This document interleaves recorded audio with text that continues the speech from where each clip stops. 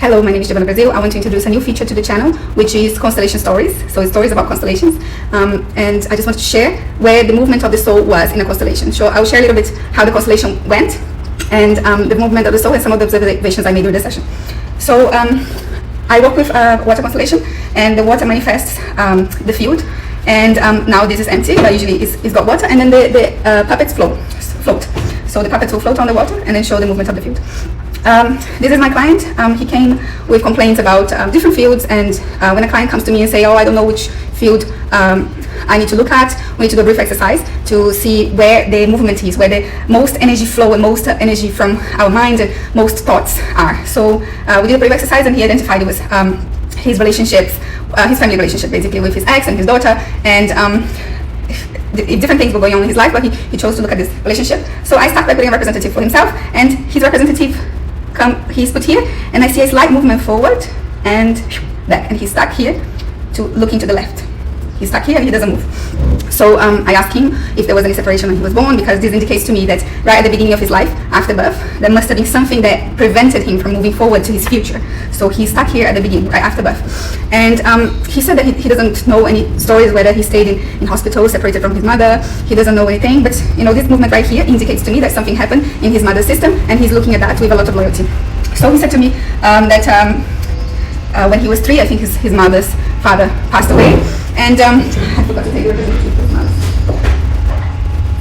his mother's father passed away, and so I put his mother, because I want to investigate what happened, and his mother comes here and looks to the side, like here, and he is fixated on his mother, fixated, doesn't move, doesn't look anywhere else.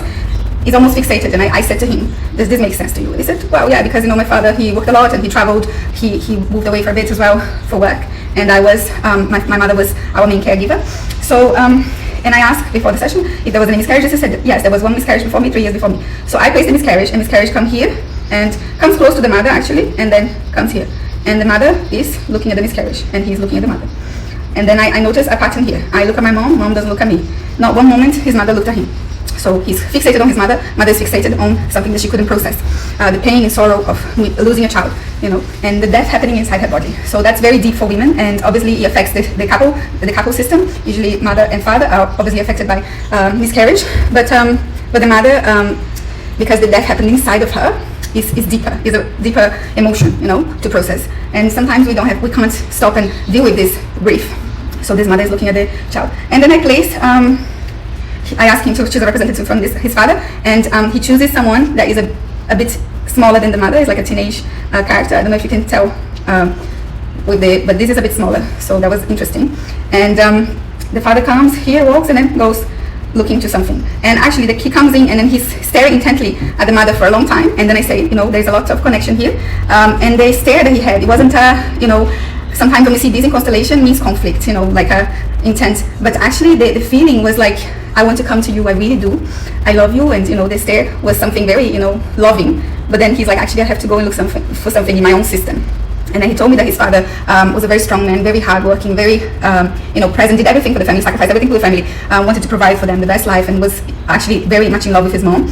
And but then later in his life, when my client was around, you know, his early 30s, his father actually, he had moved to Kuwait to work and moved to another country, and he actually had a mental breakdown and had mental issues, and he had to come back to where they were living, and the mother had to kind of, you know, figure out a way to deal with all of this. You know, now she's a caregiver to the father who can't provide, who's always been the provider for the family, and he then has to take that on board and pay for his sister's educations and pay for, you know, a lot of things here.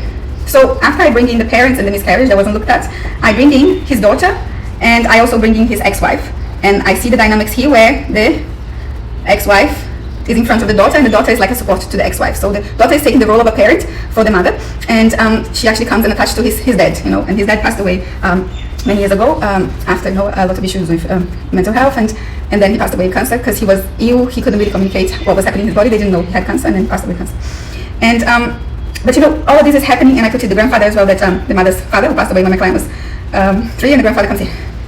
All of this is happening, and my client is just staring at the mother. Everything is going on here, you know. We had a few other participants, but you know, the client is just staring intently at the mother. And even with the movement of adding other participants and the movement of the water, this soul is completely fixated here. There's nowhere else. Nothing else matters. Mommy is all for you. His soul is almost crying. Mommy, everything is for you. All I can see is you. Everything is happening here. All I can see is you. Also, the grandmother comes in and then she's trying to kind of prevent the daughter from looking at this. It's as if like she wants to protect her from the pain of dealing with the death of a child, a miscarriage. Anyway, one important movement here.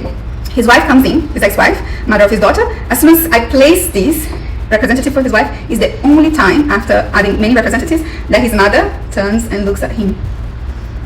So now they are looking at each other. Now I can see you. Now I look at you. And so this is just to illustrate the movement of the constellation. His sisters also were added here, and his sisters were also looking at the mother. But you know, some of the important things to point out, I don't want this video to be too long, important things to point out in this constellation.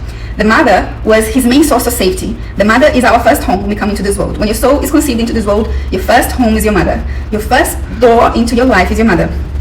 And the fact that the father went away for work, and you know, he was away for a long time. He was, you know, providing, mainly, you know, being outside and, you know, being the breadwinner. And the mother stopped everything, education, career, everything, to dedicate herself to her family. And so for him, everything is about her. His soul is longing for her. His soul is crying out, Mommy, look at me, Mommy. I want you to see me, Mommy. Mommy, please, Mommy, look at me. His soul is crying out for that movement of his mother looking at him. And for whatever reason, we didn't investigate too much on that. And the fact that she had to deal with 2 deaths, you know, a miscarriage and her father passing away, she wasn't looking. She didn't have the time to look at him. You know, she was doing everything, all the cares, and you know, but obviously her mental energy, her energy was elsewhere, dealing with everything that was happening in her own system. And so we go to the movements of the constellation, and we see some slight movements when we're doing the phrases, when he's saying, Mommy, please look at me, and the mother look at the miscarriage, and he sees her crying for this sibling that came before him, and he saw himself as a second child to his mom. Before he was always, I'm the first child. Now he can see himself as the second child. And but the whole time, you know, this dynamics is here, and he's able to then go to his mom and give her a sacred space in his heart and talk to her and look at her lovingly, you know, and see himself as small. But just to illustrate here where the movement is, he was always wanting his mother. It's almost, his soul is crying, I can go away, I can leave the country, I can look for this, I can get married, I can have a daughter, I can pass life forward, but it's all for you. It's all about you. So we move to the exercises, and we say the prayer for the mother, and we do the exercises. And then I told him, you know, look at this, your soul is longing for your mother. And they said, okay, but you did this and it's healed.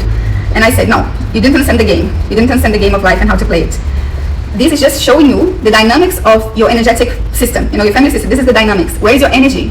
Where is your energy at? Where is your soul looking at? Where is your soul? What is your soul longing for? Your soul longing for this connection, you know. And the more you include your mother in your heart, and this is a daily exercise. That's Helen, the founder of this modality of therapy.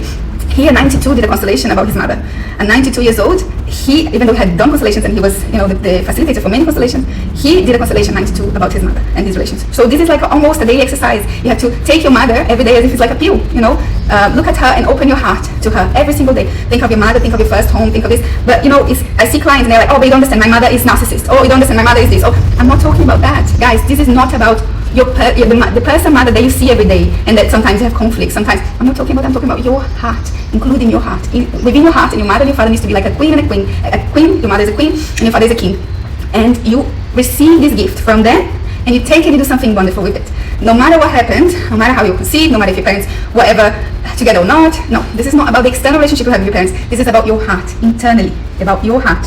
How do you open your heart to your first home in this world? Your first home in this world. How do I open my heart to the first home in my world? The woman that was the door for my existence and gave me life, the life flow, that life reached me through her. How do I open my heart to this first home? You know, and it is a daily exercise. It's not, okay, so it's done here.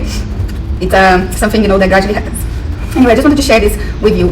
And there are more things to share about this constellation, and I'm going to put it on the comments, but I'm just worried about the time and not being able to fit it all in one video. But thank you very much for watching, and I hope you have a great day.